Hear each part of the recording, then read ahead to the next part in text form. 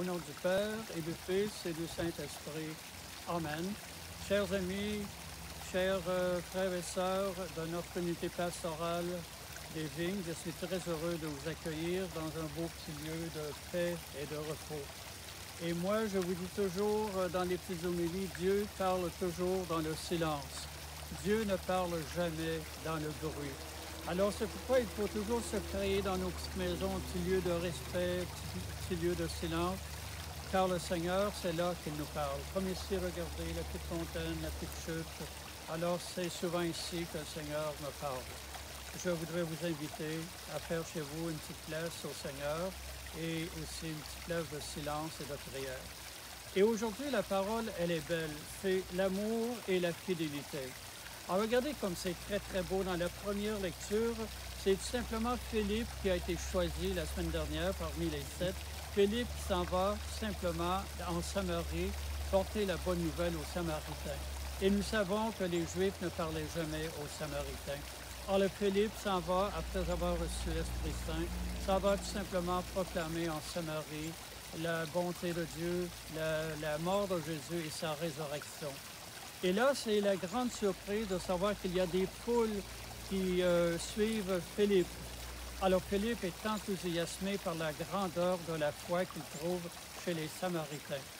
Alors, Philippe, simplement, envoie un petit message aux disciples de Dieu et aux apôtres à Jérusalem, leur disant, il y a des miracles incroyables qui se produisent en Samarie. Dieu parle à tous les peuples. Dieu envoie l'Esprit Saint à tous les peuples, comme il le veut. Ce n'est pas à nous à choisir, c'est Dieu qui choisit aussi où il doit envoyer son Esprit Saint. Alors c'est tellement beau la première lecture du livre des Actes des Apôtres. C'est Pierre, par la suite, Pierre et Jean vont à Samarie, vont en Samarie voir les prodiges qui se sont produits.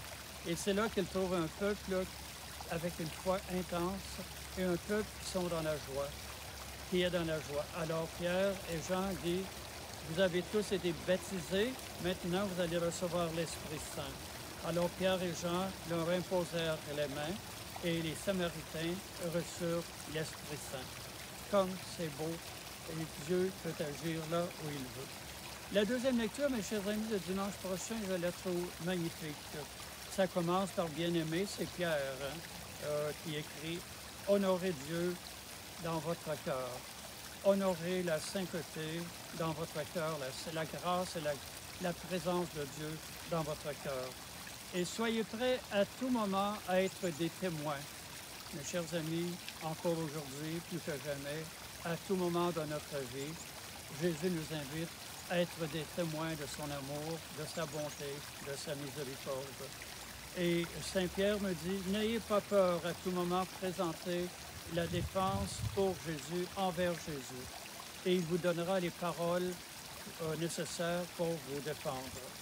Et l'autre, c'est très, très beau, le Christ nous invite à tout simplement être témoin de sa grandeur, de son amour et de sa grande miséricorde partout où nous pouvons passer. L'Évangile, mes chers amis, elle est belle. Si vous m'aimez, vous garderez mes commandements. Regardez comme c'est très, très beau. Le Seigneur, simplement, va bientôt quitter ses apôtres. Il leur dit, si vous m'aimez, vous garderez mes commandements. Mais n'ayez pas peur, ne soyez pas troublés, je ne vous laisserai pas orphelins.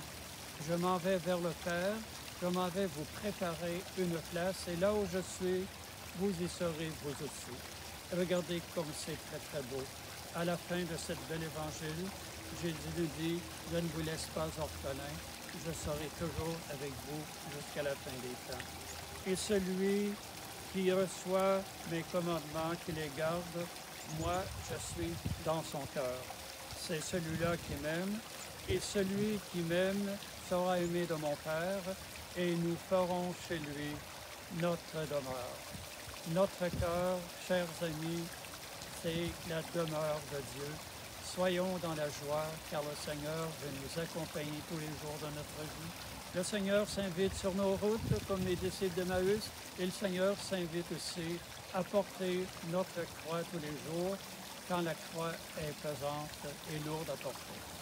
Alléluia, voici la parole de Dieu.